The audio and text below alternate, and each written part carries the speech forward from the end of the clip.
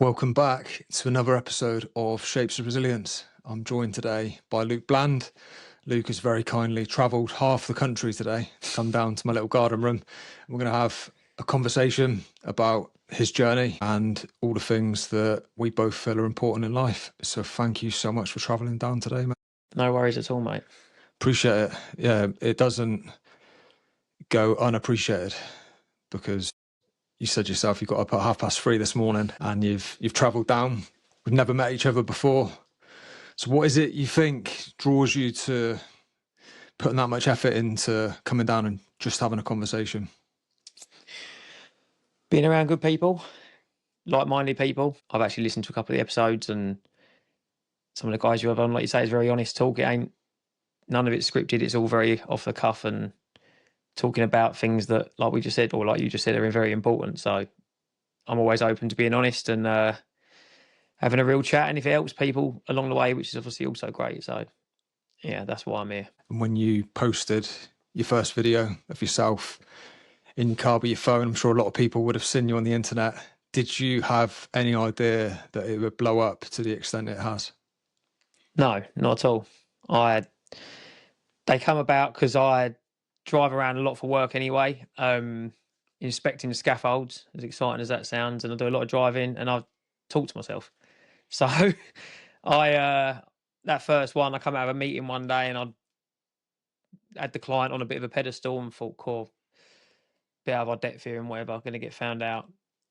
Gone into the meeting, like 10 different blokes, contract this, contract that, come out and thought, like, what a blag. They're all on a blag up. And it was, I started thinking, why have I put them on a pedestal before I even got into the meeting? So I'm saying this as I'm driving along, and I just pressed record and started recording it, watched it back and thought, I'm going to stick it on Instagram, and stuck it on there. And I woke up the next day and quite a lot of people have watched it, and it obviously resonated. And from there, whenever I'm in the car now and it'll come from a conversation or something I've seen, and if I'm thinking it and I'm talking about it anyway, I'll just press record on the camera, stick a little piano overlay over the top and just put it out to the world. And like we were just saying before we came on here, it's got a really good reaction. It's helping people. So all the while it's doing that, mate, I'll keep doing it.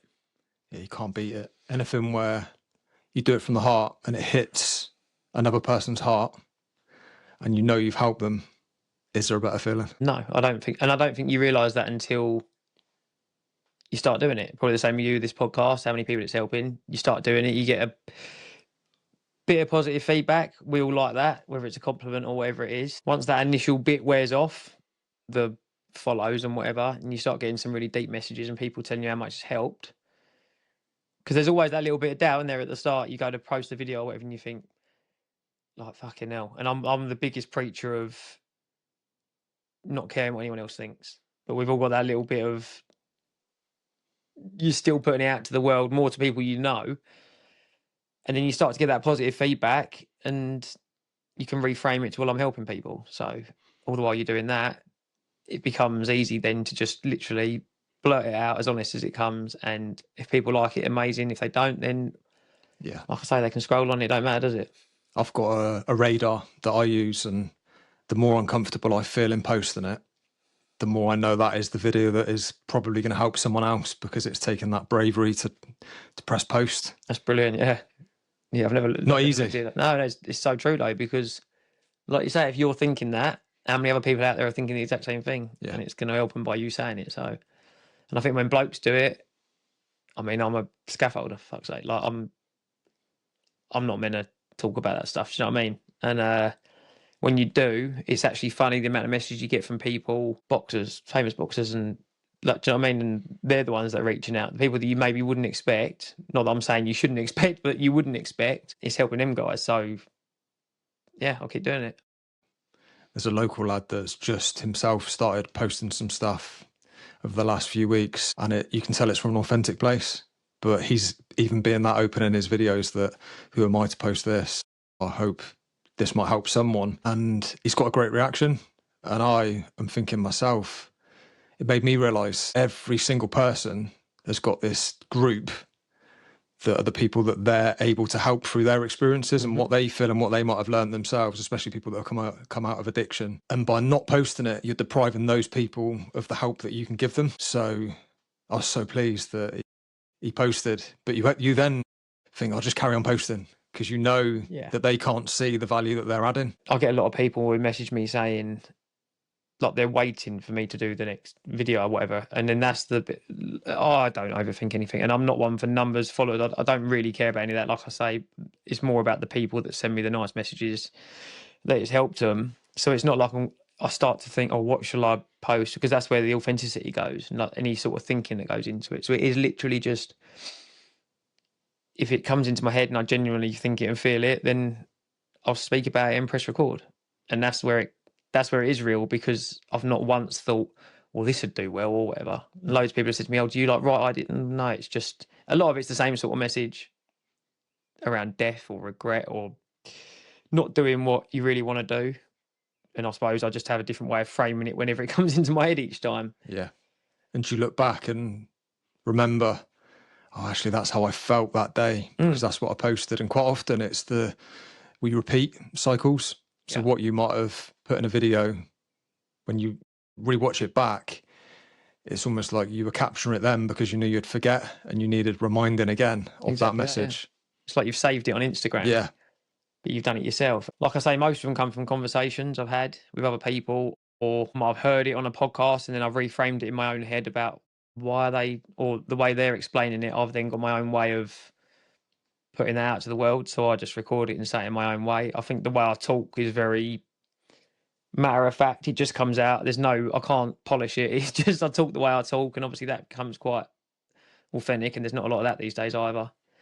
So yeah, a lot of it comes from conversations that I've had, and like you say, when I look back at the videos, I then think of the person that I was obviously around that day who I had the chat with or whatever. And it's not always something good. It might be something bad or whatever, and I've just reframed it in a different way. But look, there's no science on like anything behind it like that. It is just press record and say what I'm thinking. Like this.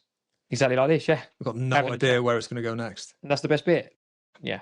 When you were in your car this morning on your way down, can you recall what was in your thoughts? Yeah.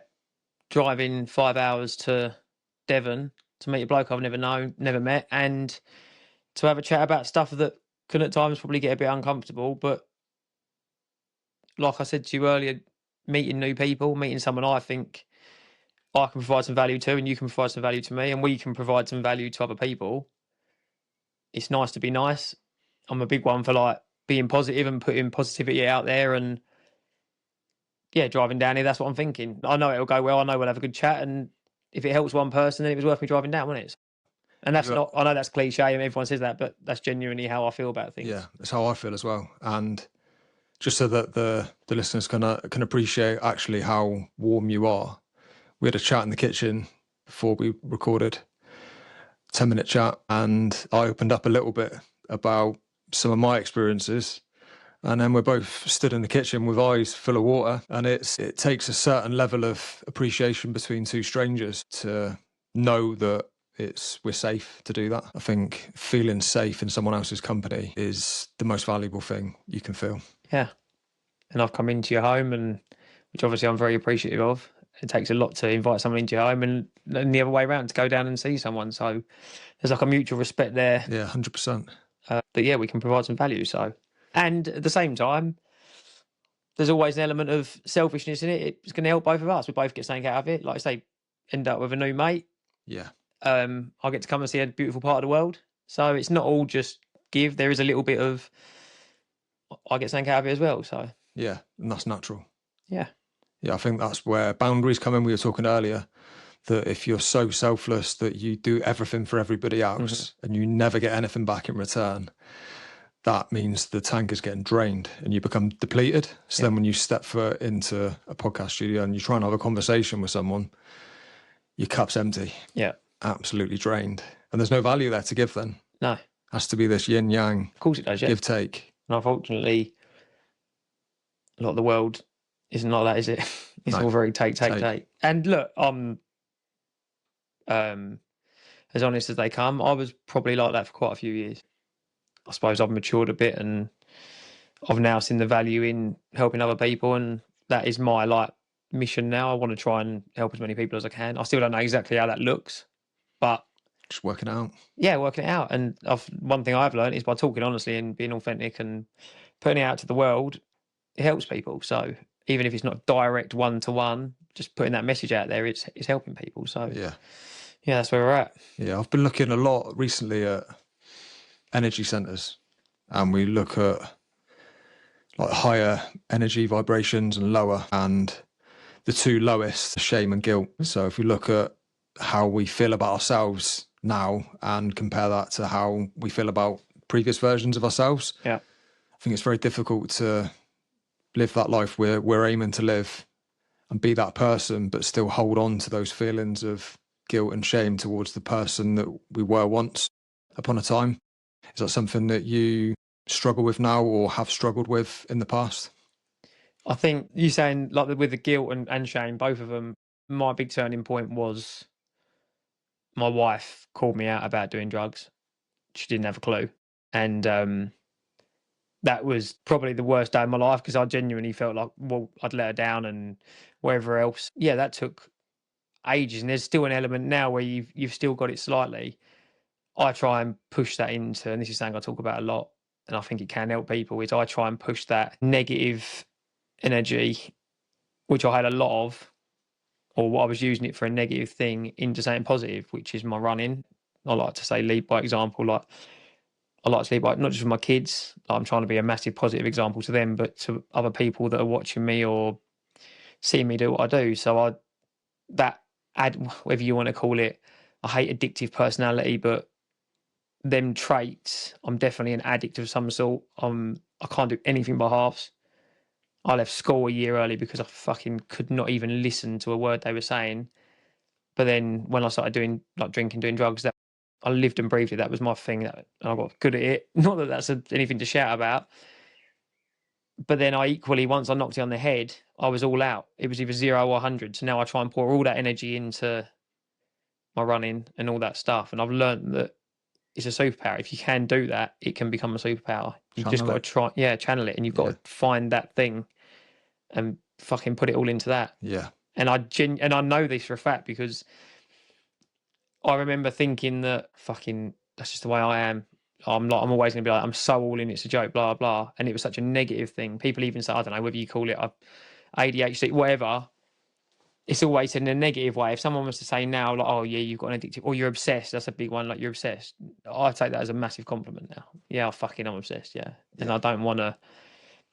2 years ago, I weren't running. Then 2 weeks ago, I ran 100 miles. In November, I'm going to run 200 miles. And they're like, what's up with you? Why don't you fucking. I'm like, because that's where I'm at. Like, I'm on it. It's all I read about. It's all whether it's self development or whether it's running or whatever, all my energy goes into that. So if I'm with my wife and kids, all my energy goes into that. But then when I'm not with them, I've actually got a little thing where, so obviously my name's Luke, second name's Bland. And when we used to be on everyone just called me Blandy. It was always my thing, scaffolding and whatever. So when I was on the piss, it was always Blandy. And when I stopped drinking that, I didn't really like being called Blandy. I've now reframed it in my head that all my energy goes into my family and everything. That's Luke. And I'll let Blandy come back out when I'm running. That's my little mad when I can go and be a fucking nutter and be a bit mad. So I've tried to reframe where I put that energy. I like that. And by trying to disassociate yourself from Blandy as this bad previous version of yourself, you've not let Blandy evolve. Yeah. But by saying, no, Blandy still lives, but now Blandy is this runner. He's doing positive things. Exactly that, so he used to be that, but now he's this. Mm-hmm. I like that. And then he goes back in a box when we finish. Yeah. But yeah, that's exactly how. But that's taken time to get to that. Like I've been sober for 3.5 years, and Congratulations. yeah, thank you. And like the first 6 months, you think your life's over. That's all I did. Yeah. And there's loads of gaps, and this ain't a woe is me. It was my decision to stop, but there's loads of gaps in your life all of a sudden. For a start, the weekends, you've got your whole weekends free, and you've got a lot of time because it used to be Thursday night, I'd be on the smash through till Sunday. And that goes like that. All of a sudden, you've got all that time to do whatever you want. Plus, you've not hanging around with the same people anymore. No fault of theirs, but you just got different interests. You go your separate ways. So you're in an awkward phase between you don't hang around with your old mates anymore. You don't do what you used to do. You've not really got any new mates because you don't know anyone that does that stuff. You also don't really know what else you want to be doing. So there's that awkward phase in between, and it takes time. I hear you. And I feel my journey's been very similar, where I've found myself traveling to wellness festivals and to breathwork courses where I'm surrounded by people that look nothing like me and they've got completely different views and alternative ways of living to me. But there's something that just clicks where I can resonate with these people because of actually what's inside them, as opposed to, oh, but we're just lads that like football and we do this and we do that and we look the same, we go to the gym together, which I've still got that. They're still my pals. But I feel that genuine connection can exist between two humans regardless of what you look like. Yeah, 100%. It's a lot deeper, a hell of a lot deeper. Yeah. Yeah, it's powerful, mate. Yeah. Mate, so I wrote down, I don't make questions, but because your content is so powerful, I just wrote down a few, I listened to a load of your reels, and just, it wasn't necessarily the title or the hook, it was certain little phrases you used, didn't there? So should we use this as an opportunity to delve a little bit deeper to the meaning behind it? Yeah, good idea. Be bold, be brave. Hmm. What are you saying? I don't like exactly what I just said. I'm all in. I don't like half-hearted. Whether that's I've used it in the past in a negative way or whether I'm using it in a positive way, for me, that be bold, be brave. Like, if you're going to do it, do it. Don't say you're going to do it. I can't handle half-hearted. I can't handle, yeah, I'm going to do this race or I'm going to start this business. And then in 2 years' time when I see them, they're still going, yeah, I'm going to.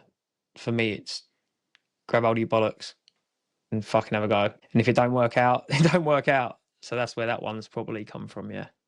Yeah, I can resonate with that one a lot. And that's probably why I've wrote down these phrases, because they're the ones that jump out to me when I'm listening to it. Yeah. Because I can relate to a time where I was exactly that. Procrastination, to the point where the mentorship I was having around the podcast, the guy that was mentoring me, when I came to him with another reason why I needed to delay it another 2 months, he said, you're just getting in your own way now. Like, I get the impression that you're looking for excuses not to start. And he was 100% right. Because I loved the idea of being a podcaster and I knew I was capable of doing it. But I was lacking that little bit of belief that now is the right time to do it. It was like, yeah, I'm going to do it at some point. I can't wait to do it, but not quite yet. I'm not quite ready. Mate, we all do it. I still do it. A lot of these videos, I'm talking to myself. All of them, if not. Yeah. And so I want to move. I've always wanted to live abroad. I've always wanted to be in the sun. I'm happiest when I'm in the sun. Likewise. And ever since I can remember being old enough to earn money, wherever it was, I'm going to live abroad one day. And I've said it my whole life. And still now I'm one of them. I can moan about the UK. I still haven't done it. I'm going to do it, and I am going to fucking do it. So a lot of that is even still me now going, be bold, be brave, just do it. And when I do it, it'll be book the flight, sell the house, go. There won't be like, we'll keep the house there for in case. So it's all in, burn the boats, we're going, and it's going to fucking work. And if it don't, worst case scenario, we come back and I go back to being a scaffolder. Like, is it really the end of the world? So in some of them videos, yeah, there's an element of me talking to myself and putting a rocket up my own arse. But knowing that if I'm thinking that, how many other people are out there thinking exactly the same? And I'm someone that does take action. And they're actually the ones that most people react to. That sort of topic. Yeah, it's triggering. We're both people that have taken quite a lot of action to get to where we're both sat here now, reflecting on it. Yeah. There'll be a lot of people that have got dreams and they haven't made a single move yet. That's got to hurt. Me, mate. That's got to hurt. It kills me, the thought of other people doing it. It genuinely fucking does my head in. What do you think holds people back the most? They think we're here forever. Let me tell you a quick story about, if you don't mind, about a friend of mine, David Smith, MBE. He is the most incredible man I've ever met. He's actually who I done my 100-mile run for. Short bit about him, he won gold in 2012 as a Paralympian in the rowing. He's had cancer for 18 years, fought it God knows how many times. Was gone to the Team GB cycling team just after. Cancer came back. Fucking had an operation. The surgeon had a bad day, he says. paralysing down one side of his body. So he's got one side of his body paralysed. Last year, got a brain tumour. Thought that was it. Fought back from that, and 3 months ago, was sitting in his bed and went fully paralysed, neck down. Rushed into hospital. Thought that was it. Got told he's got 4 months to live, and that's where he's at now. He is the most incredible man I've ever met. His outlook on life. I went to visit him in hospital, and he's looking out over London from his hospital bed, and he can only move his head, and he's telling me how blessed and lucky he is because he can see London and he gets to watch the sun come up behind the skyscrapers. And I was sitting there thinking, I walked into the hospital stressed about work, and this guy can't move, and he's in his 40s. All he wants is another few months or whatever. And he has had a massive impact on how I look at the world and my thoughts around mortality and the fact that we're not here for that long. And half of us are walking around with our head up our arse going, and again, me included in the past, yeah, I'm going to do this, I'm going to do that, because we think we've got forever. And all of a sudden, it's gone. You're 70 and you're going, fuck, I didn't do it. And that for me is like, a lot of it's come from David. It's the one thing I go to every day if I'm having I'm not pulling the trigger on something or anything around that. I think, Luke, you're going to be dead soon. So, and it's great. It's a great tool for everything because I can also zoom out and nothing seems that bad when you think about that. You've got David laying in hospital, paralysed from the neck down. All he wants is another few months. He can't move. And I'm moaning about fucking a traffic jam. Yeah, I do think it's also all right to give yourself that compassion to be human in those moments. Zoom in, I'm stressed. Zoom out, oh, it's not that bad.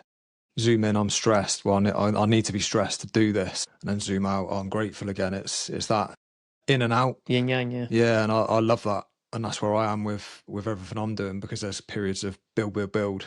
And then I need to rest a bit now to let things settle down again. But yeah, that's brutal. Yeah, that is brutal, because such a clearly amazing human. He is the kindest man I've ever met, the most selfless man I've ever met. And just if you can hear him speak, the way he talks about life is just absolutely incredible. Like, he is absolutely one of a kind. He should be known about more, some of the stuff he's done. Yeah. And he's still fighting, he's still having a go. So does seeing somebody like that being dealt the cards he's been dealt make you appreciate that sometimes life just isn't fair? Yeah, he's done, like I say, he's the most selfless man I've ever met. And he's had every, if you want to call it luck, every shit bit of luck you can get given along the way. But he always talks about living in line with his values, and he's done that every step of the way. He's even at peace now with when whatever happens. Yeah. He's lived exactly how he wanted to live. Gave his gold medal away to the local school. Doesn't matter. He said his brain was on a 7-minute loop when he had that brain surgery last year, when he thought that was it. He said, and it's like a thing, I can't remember what he called it, but it's a thing where surgeons say can almost happen before you die. You just see your highlight reel of your life. He said, and guess what I didn't see? I didn't see a gold medal. I didn't see a car, a house. I just saw my mates having coffees with family and all that sort of stuff. He said it was times with good people. And you think, for a guy to say that, who's been there and done it all, and also been there and effectively been laying on his deathbed, and that's what happens, it makes you think. You got to listen to that. You have, yeah. Yeah. Yeah. But on the flip side of it not being fair, there is another way of the way I frame these tragic events, is that some people are put here to go through severely unfair, tragic events to show others that you're able to do that and still be kind, still be humble, and teach us lessons. So as much as it is absolutely savage, I imagine that he still takes comfort in knowing that people like yourself and others take that much value from seeing the strength he's still showing, even whilst going through this. Yeah, I think he does, and you're bang on. And I think that is his superpower, I suppose, because he has genuinely changed my life, or the way I look at life. And you can't really ask much more than that. If you've changed someone's thinking around life, then you've done your job. Yeah. We talk about adversity, and I've spoke to so many people on this podcast about different shapes of adversity and resilience. And you look at that and it does epitomise that is adversity. Mm-hmm. That is absolute core. Like you talk about other people that might go through things where even losing somebody else, Mm-hmm. you've still not lost yourself. So to be in his situation there on his deathbed. Yeah. Numerous times. Yeah. And he's still showing that and it spirit. would not surprise me one bit if he does it again, Yeah. because he's Superman, mate. So yeah, a lot of brilliant things he's taught me, and yeah, what an example to the world, I suppose. And on days where you're not having the best day, you can, even when I did that run the other week, obviously you're in the absolute bin in the middle of the night. And all I was thinking, what I went back to sometimes throughout it was, he can't even walk. He'd love to be able to even walk, and I'm moaning that I'm running. So you can frame is such a powerful thing that you can use. Yeah. So when I watched the video of you running that 100-miler, it wasn't what you said that I paid attention to. It was the music overlay. It was, I get knocked down, but I get up again. Mm-hmm. And they're the words that were playing over you running. Yeah. And I wanted to ask, did you choose that song specifically for those words within that song? Yeah. There's 50% of that, 50% of I didn't play music throughout the whole run. So I got 21 hours in, and I wanted to get in under 24 hours. It's like quite a big thing in ultra running. It was my first 100 miler, so it was like a big thing to do. And when I realised it was on, I pressed the button on my headphones, and I ran the last 15k quicker than the same average pace as my first 20k. So I don't know what happened. It was like I was floating, and that was the song that came on. And like you say, the words are obviously absolutely brilliant. And throughout them runs, it's like that. No one goes all the way through feeling great. I mean, people have it in marathons, let alone running 100 miles. It took 23 hours. So you can have moments where you're absolutely gone. You're watching blokes DNF left, right, and centre. So it is about knowing that when you're in the bin and you're struggling, it's going to come good again. You're going to get back up and go again. So yeah, there's an element of both in that. Were there moments within that run where things came up that you didn't expect to come up emotionally? No, I know that's not the answer you want, but people, a lot of people have said that, or like, did you motivate? It was weird. It was like it was almost like I was in a trance. You're struggling at points, and people rang me and stuff because you're not running fast and whatever, like, even through the night, and you have a quick chat. Most of the time you're on your own, and I was dreading the night section because I've never ran at night. Obviously, you're running through the woods and the back end of nowhere, and you're on your own, and you've got your head torch on and whatever. And I put the head torch on, and you can see 5 foot in front of you. That's it. And I just fucking loved it. It was silent. I didn't put music on. I'm just running through up the Thames for hours and hours upon end, and all I can see is that. I couldn't even see, like, you don't looking at your feet, you're looking at 5 foot, and the 8 hours or 9 hours just went by like it was nothing. Everyone else was hating it, and I think there's an element of when you're running and it's daylight, you can see 10 miles in front or whatever, and you're like, fuck, you can overthink it. You can start to think about the end. But I was just living moment to moment. Probably the first time I was present in years, like true. I talk about this is another thing. That's a David saying is be where your feet are. So we've got be exactly where your feet are. We've got now, and that's it. And I preach it a lot, but still don't do it. I'm always like, what's next? Where are we going next? What am I going to do with the business or whatever?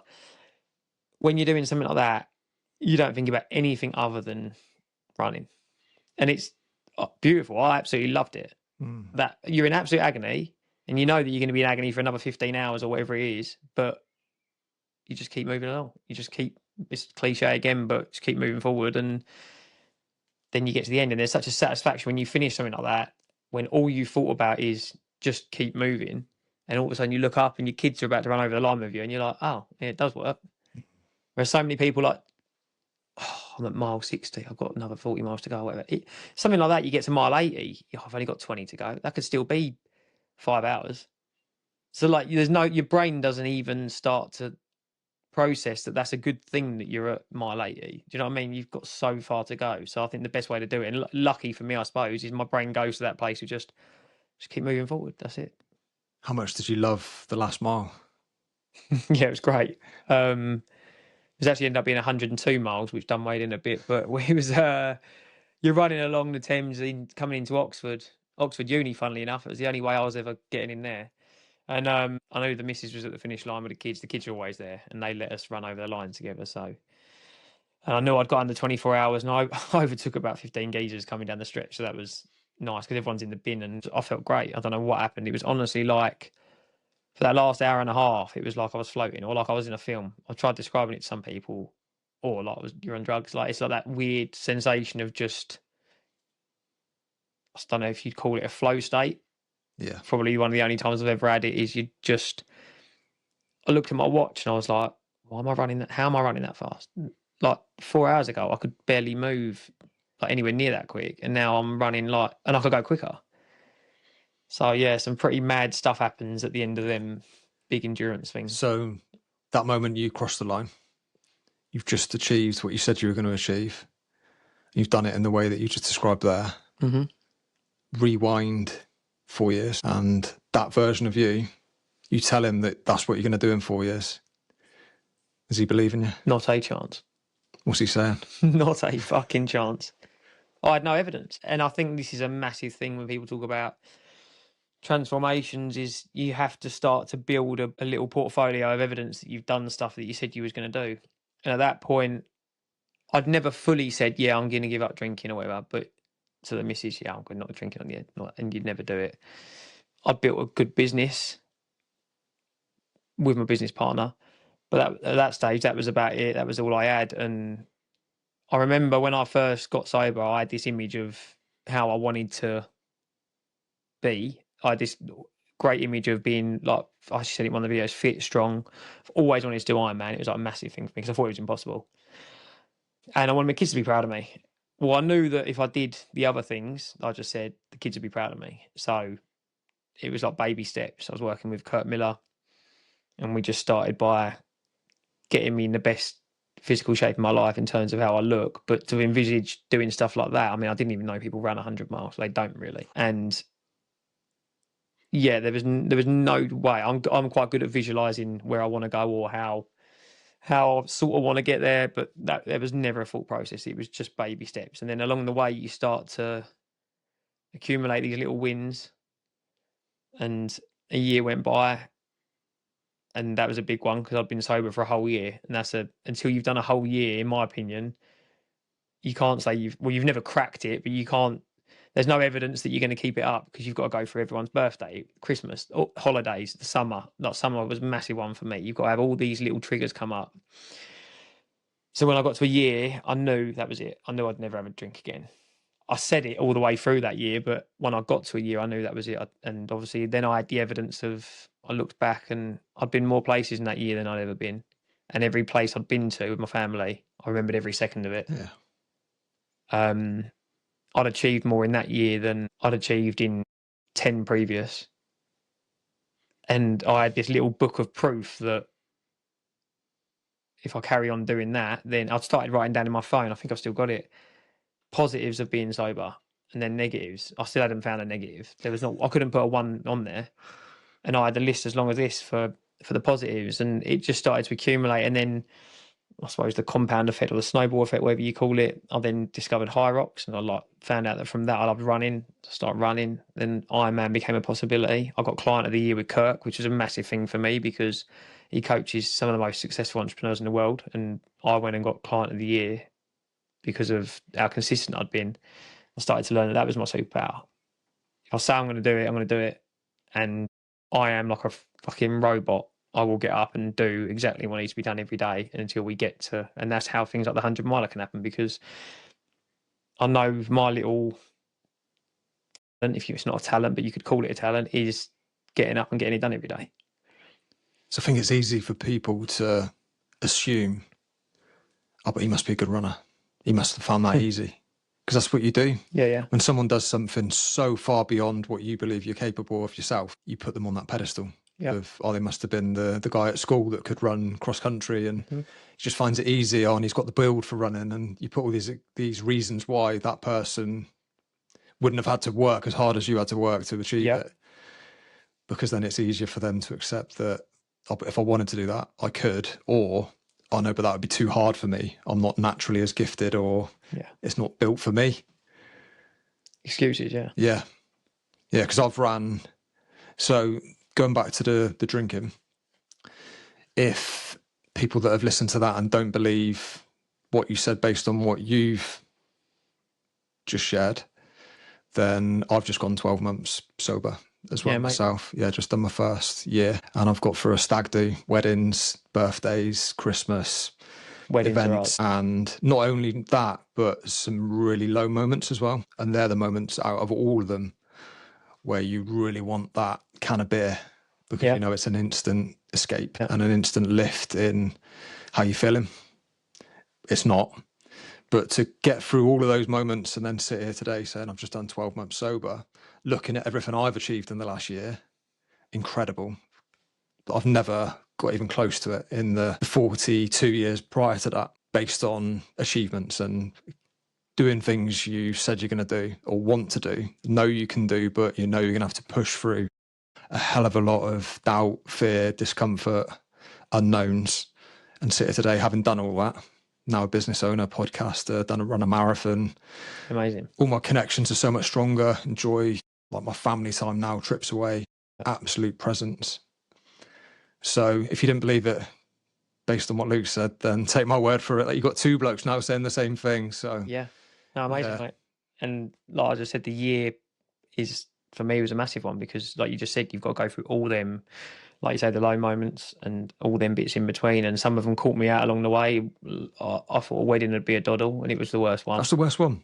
Because I've got very good at the swift exit. 9 o'clock, I'm like, right, and I won't even say bye, I'll just go. I just walk straight out and I go. And the boys, I mentioned the next day, yeah, boys, like, they don't even notice. You can't do that at a wedding. You can't just disappear at 9 o'clock. No. So it's the wedding, wine on the table. Yeah, and red wine, and I was best man, so I had to go and do a speech. Oh no.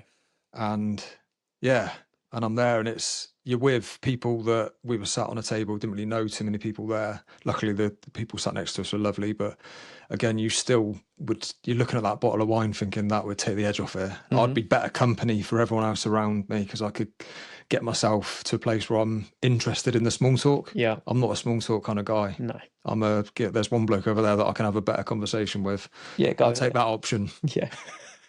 That's funny, because one of the ones I went to, my wife's best friend, amazing week. We was out in Cyprus, and lovely wedding, and it got to about 5 o'clock at night, and the drink came out, or everyone had been drinking, but like they were going around and pouring shots in your mouth and all that. Well, I used to be I would have had the shot bottle. I'd have been pouring it. Like, I was the centre of attention, the main one I ever went to for the party and whatever. And I just felt myself getting further and further to the back of the room. I was literally running away from the bloke, this Greek fella who was going around doing these shots. I ended up saying to him in the end, like, I don't drink, mate. And he was good as gold, spoke to me quietly, but I couldn't believe how much anxiety I had. And I'd probably been, September? I was 8 months sober, then 9 months sober. And then I was stood at the back of the room with my little boy in his pram, and I was like, Ronnie, stay in the pram, because I just wanted to have an excuse to not be in amongst it. And I really, really fucking struggled. That was the worst one by an absolute mile. And I went on stag do's, don't get me wrong, I didn't get involved, and I was sort of kept myself to myself, but a wedding was a tough one. So yeah, I think you've got to go through a whole year of everything that can happen, and then you can start to say to yourself again, that little book of proof, like, right, well, I've done the year, and also, are you happier? Yeah, I'm 10 times happier. How good did it feel though? Even the moment you leave the wedding and you're in the car, it's such a beautiful feeling. Yeah, because you know you've done it, all of that work. Yeah, for that future version of you. And I'm the least preachy sober person you'll ever meet. I'm not one of these, everyone should stop, like, it is what it is. I also understand that it was either 0 or 100 with me. I was either going out on Friday and coming back Sunday, or I weren't going out. Like, that was it. And in the end, it was always going out, obviously. So I know loads of people who can, a couple of beers, glass of wine with dinner, whatever, and they're great company, and they leave it there. They say to me now, do you wish you could do that? I don't even wish I could do that.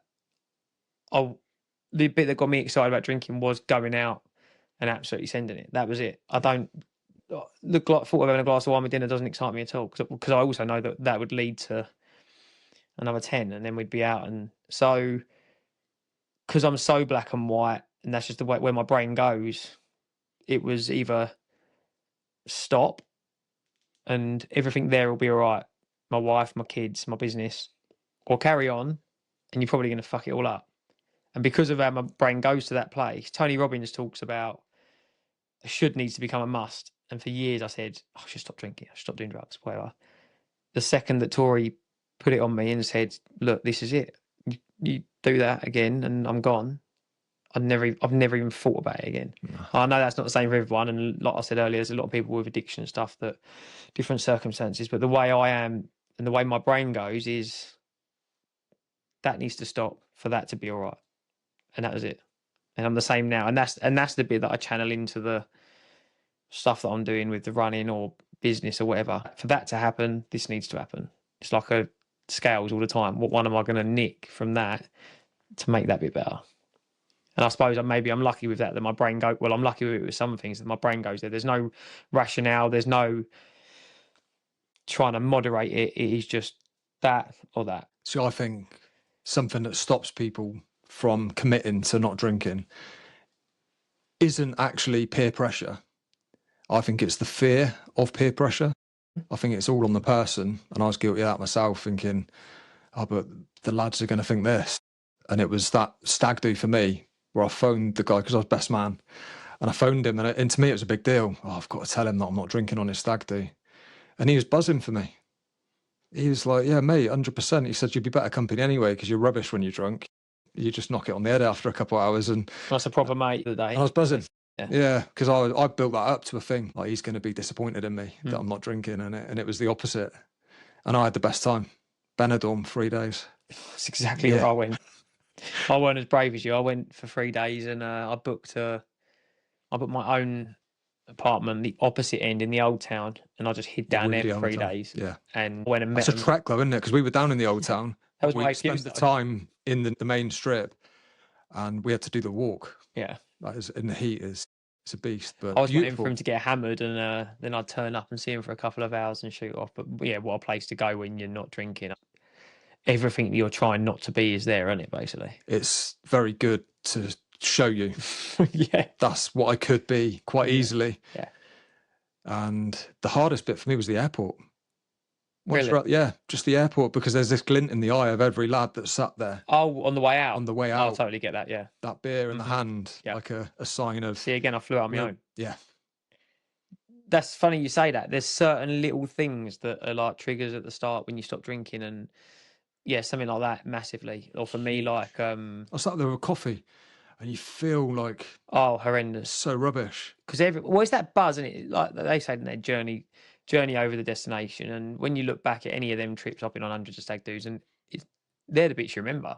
The buzz of going there. Yeah, it is. Yeah, that first beer, and for me, like being a scaffolder, we was getting the piss after work and whatever. And the summer was the one, like just finishing work. I don't know, on a Friday it'd be 2, and you'd be in the boozer, like, and it was. I loved it. I did absolutely. I get excited thinking about it now. Yeah. Not that I want to go and do it. And that's another good thing, because I caned it that much that I've got. You see these other people that didn't do it when they're younger, and then I'd be getting to my age now, and I'd be thinking, oh, fucking go and get amongst it.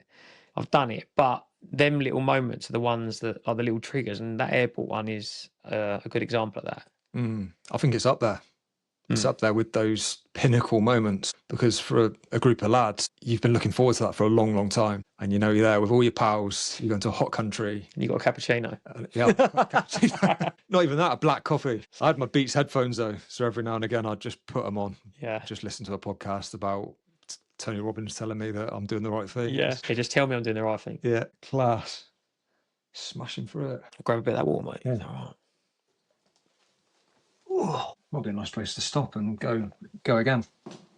Yeah, sweet, yeah. Yeah, if you want. Nice one, mate. Oh.